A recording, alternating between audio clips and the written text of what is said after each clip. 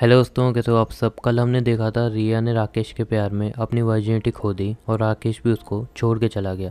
तो चलिए स्टोरी को आगे बढ़ाते हैं। रिया काफ़ी अंदर से अंदर टूट चुकी थी, बट कहते हैं ना, हर घाव को भर देता है वक्त। उसके साथ भी कुछ ऐसा ही हुआ। धीरे धीरे वक्त के साथ साथ उसका घाव भरता रहा और जो उसको तकलीफ़ थी वो भी धीरे धीरे कम होने लगी। पर जैसे जैसे उसकी तकलीफ़ कम होने लगी उसकी उम्र भी बढ़ने लगी और शादी की उम्र आ गई उसकी। जैसे ही रिया 18 साल की, रिया के माँ बाप ने ठान ली कि अब इसकी पढ़ाई छुड़वा के इसकी शादी करवाएंगे। रिया ने काफ़ी कहा कि अभी मुझे पढ़ना है, मुझे कुछ बनना है, बट उसके माँ बाप ने कहा बेटा ये छोटा सा गांव है, यहाँ पे लोग सवाल उठाएंगे, उंगलियाँ उठाएंगे तुझ पे, कौन उनको जवाब देगा, इसीलिए तू अभी शादी कर ले, अब पढ़ाई छोड़, वैसे भी जितना पढ़ना था तो पढ़ ली। रिया की पढ़ाई रुकवा के उसकी शादी का फैसला उनके माँ बाप ने ले लिया था और जल्दी एक उन्होंने अच्छा सा लड़का भी ढूंढ लिया। उससे रिया की उन्होंने शादी करा दी। बट उनको नहीं पता था कि जहाँ पे रिया जा रही है वहाँ पे उसकी पूरी ज़िंदगी बदलने वाली है, उसकी पूरी ज़िंदगी बर्बाद होने वाली है। उसके माँ बाप ने काफ़ी अच्छे उसकी शादी कराई और यही सोचा कि हमारी बेटी वहाँ पे आके राज करेगी और खुश रहेगी। पर उन्हें नहीं पता था उनकी बेटी वहाँ से लौटेगी तो सिर्फ एक लाश बन के लौटेगी। रिया की शादी हो गई वहाँ पे और उसका पति भी बहुत अच्छा था। बट जहाँ पे जिस गाँव में उसकी शादी हुई वहाँ पे एक पुरानी परंपरा चलती थी जो कि बहुत घटिया और गंदी परंपरा थी। पर उस परंपरा को वहाँ पे पूजा जाता था। वो परंपरा थी कि लड़की की पहली रात को पता किया जाता है वो वर्जिन है या नहीं। हाँ, सुनने में बहुत अजीब लग रहा है, पर ऐसी परंपरा आजकल बहुत जगह अभी भी हैं। रिया की जहाँ पे शादी हुई वो जगह भी उन्हीं में से एक। वहाँ पे पहली रात को देखा जाता था, अगर लड़की वर्जिन है तो ही उसको स्वीकार किया जाता था, वरना उसको वहाँ से धक्के मार के निकाल दिया जाता था। ये बात ना रिया की फैमिली को पता थी और ना ही रिया को पता थी। उनको लगा सब कुछ सही है। बट जब शादी हुई और शादी की पहली रात हुई तब सुबह ही रिया की पूरी ज़िंदगी बदल चुकी थी। सुबह लड़के के माँ बाप आए और लड़के से पूछा कि वर्जिन है या नहीं। लड़के ने साफ मना कर दी। लड़के ने कही नहीं, ये वर्जिन नहीं है, इन्होंने हमें धोखा दिया है, चीट किया है इन्होंने हमें। बस उस लड़के का इतना कहना और रिया की पूरी ज़िंदगी का बदल जाना दोनों का एक साथ हो गया। उस लड़के के माँ बाप ने रिया को रूम से बाहर निकाला, उल्टा सीधा सुनाना चालू कर दिया। रिया को कुछ भी समझ में नहीं आ रहा था कि हो क्या रहा है। रिया शर्म के मारे सर तक उठा नहीं पा रही थी और लड़के के माँ बाप उसको उल्टा सीधा सुनाए जा रहे थे। उन्होंने उसको बहुत उल्टा सीधा सुनाया रिया को और रिया से बोला कि तुझ जैसी लड़की मेरे बेटे के काबिल नहीं है, निकल जाए यहाँ से। रिया बहुत गिड़गिड़ाई कि मेरी प्लीज़ बात सुनो। रिया उस लड़के के सामने भी गिड़गिड़ाई कि प्लीज़ मेरी बात सुनो, मैं तुम्हें बताती हूँ कि मेरे साथ हुआ क्या था, प्लीज़ मैं भरोसा करो, मैं तुम्हें कोई चीट नहीं कर रही, कोई मैंने तुम्हारा भरोसा नहीं तोड़ा, प्लीज़ मेरी बात सुनो, मैं बताती हूँ मेरे साथ हुआ क्या था। उस लड़के ने भी धक्के मार के उसको वहाँ से निकाल दिया, उसकी एक भी नहीं सुनी। और जब ये बात उस गांव वालों को पता चली, उन्होंने रिया का मुंह काला करके उस गांव से धक्के मार के निकाल दिया। सुनने में बहुत गुस्सा आ रहा होगा और अजीब भी लग रही होगी ये स्टोरी, बट एक बात कहूँ, ऐसी आज भी बहुत जगह हैं जहाँ पे ऐसे गंदे रीति रिवाज चलते हैं। रिया की लाइफ पूरी बदल चुकी थी। रिया को उस गाँव से धक्के मार के निकाल दिया गया, बट रिया के पास एक उम्मीद थी कि हाँ, उसके माँ बाप उसको अपनाएंगे और पढ़ाई में अच्छी थी तो वो कुछ ना कुछ ज़रूर कर लेगी। उसके पास ये उम्मीद थी और ये उम्मीद को लेके वो अपने माँ बाप के पास पहुँची। पर उसको नहीं पता था कि कभी कभी माँ बाप भी साथ नहीं देते।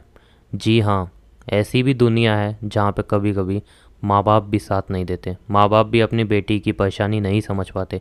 शादी के बाद बेटी पराई हो गई यही सोच के बेटी को बिल्कुल अलग कर देते हैं।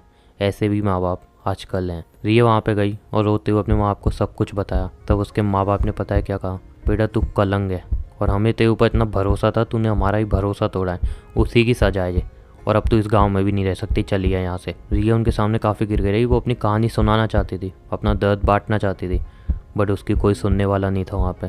उसके माँ बाप तक ने कान बंद कर लिए थे। रिया की चीखें, रिया का रोना उसके माँ बाप तक को सुनाई नहीं दे रहा था। रिया को वहाँ पे ही धक्के मार के अपने घर से निकाल दिया गया, लेकिन रिया वो गाँव छोड़ के नहीं गई। रिया ने पूरी रात अपने घर के दरवाजे भी बिताई और सुबह जब गाँव वालों को पता चला कि ऐसी ऐसी बात है तो गांव वालों ने रिया को वहाँ से भी धक्के देके बाहर निकाल दिया। रिया सबके सामने बस गिड़गिड़ाती रही, हाथ जोड़ती रही, रोती रही, पर उसकी चीखें, उसका रोना किसी को भी दिखाई नहीं दिया। सब अंधे हो चुके थे, किसी को दिख नहीं रही थी उसकी तकलीफ।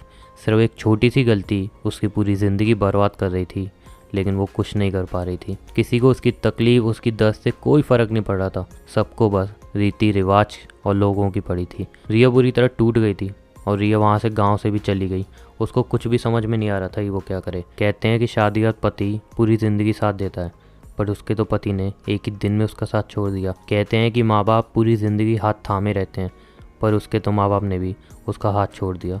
क्या करती अब रिया, कहाँ जाती? हाँ, जो आप सोच रहे हो उसके पास सिर्फ वही रास्ता बचा है, खुद को मार देने का। बट क्या रिया सच में इतनी कमज़ोर है जो खुद को मार देगी? क्या उसमें इतनी हिम्मत नहीं है कि वो इन लोगों से लड़ सके, इस समाज से लड़ सके, ऐसे घटिया रीति रिवाज से लड़ सके?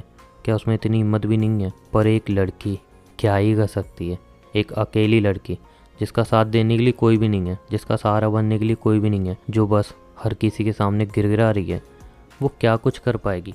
वो कहाँ से अपनी ज़िंदगी जी पाएगी? और एक पल के लिए रिया भी सोचने लगी कि यार मैं खुद को मार ही दूँ, ऐसी ज़िंदगी का क्या फ़ायदा जहाँ पे ना खुशी है ना कुछ, बस सिर्फ और सिर्फ तकलीफ़ें हैं। मेरी एक गलती ने मेरी पूरी ज़िंदगी बर्बाद कर दी है। बट रिया ने सोचा नहीं यार, ज़िंदगी बहुत कीमती होती है, मैं इसको ख़त्म नहीं कर सकती। भगवान ने मुझे ज़िंदगी दी है, मैं उनका अपमान नहीं कर सकती, मुझे जीना होगा और खुशी से जीना होगा। रिया ये सोच के एक मंदिर में गई और वहाँ पे वो सोचने लगी कि कुछ दिन यहाँ पे रहती हूँ, उसके बाद मैं पढ़ी लिखी हूँ, कुछ जॉब करूँगी, कुछ करूँगी। बट सच बात ये भी है कि वो अंदर से बुरी तरह टूट चुकी थी, और टूटा हुआ इंसान बहुत मुश्किल से जुड़ पाता है, बहुत मुश्किल से कुछ कर पाता है। उसने उस मंदिर में रात बिताई, वो 1-2 दिन उस मंदिर में रही, और वहीं पे एक आदमी आया जो कि काफ़ी अच्छा था, हर सोमवार को वहाँ पे पूजा करने आता था। उसने रिया को देखा और रिया से पूछा सारी बात। रिया ने उसको सारी बात रोते हुए बताई। उसने उसका हाथ थामा और कहा, बेटी मेरे घर पे चलो, मैं तुम्हें सहारा दूंगा और मैं तुम्हें पढ़ा लिखा के एक काबिल इंसान बनाऊंगा, चाहे कि तुम अपनी ज़िंदगी अपने पैरों पे जी पाओ। वो आदमी उसको अपने घर ले गया। आपको क्या लगता है दोस्तों, कहानी यहाँ पे ख़त्म हो गई? क्या उस आदमी ने पढ़ा लिखा के रिया को एकदम अच्छा बना दिया होगा, या फिर रिया की ज़िंदगी और ख़त्म होने वाली है, उसकी ज़िंदगी में परेशानियाँ और बढ़ने वाली हैं? जो उसने सोचा भी नहीं था शायद उसके साथ वो होने वाला है। या फिर वो आदमी बहुत अच्छा है और रिया को पढ़ा लिखा के सही में वो कुछ बनाएगा, इस दुनिया के काबिल बनाएगा, दुनिया के लोगों से लड़ना सिखाएगा और सही में अपने पैरों पे उसको खड़ा कर देगा। ये सारी बातों के जवाब आपको मिलेंगे इसके 3rd एपिसोड में। और दोस्तों कमेंट करके जो बताना कि आपको क्या लगता है, वो आदमी रिया का साथ देगा या रिया का फ़ायदा उठाएगा? वो रिया को थामेगा या फिर रिया को और बुरी तरह से तोड़ देगा? आपको क्या लगता है क्या होगा 3rd एपिसोड में? प्लीज़ आप कमेंट करके जरूर बताना, मुझे भी तो पता चले कि आप कहाँ तक सोच सकते हो और आपकी थिंकिंग कहाँ तक जा सकती है। इसलिए प्लीज़ कमेंट करके जो बताना कि आपको क्या लगता है 3rd एपिसोड में क्या होगा। और हाँ, ये एपिसोड आपको कैसा लगा ये भी कमेंट करके जरूर बताना। और हाँ, अगर आपने 1st एपिसोड नहीं देखा तो लिंक आपको डिस्क्रिप्शन में मिल जाएगा, आप वो भी देख लेना, जिससे आपको स्टोरी और भी अच्छे समझ में आए। और 3rd एपिसोड देखने के लिए चैनल सब्सक्राइब जरूर कर लेना, ताकि जब भी मैं स्टोरी डालूँ आप तक नोटिफिकेशन पहुँच जाए। मिलते हैं 3rd एपिसोड के साथ। अलविदा, लव यू ऑल।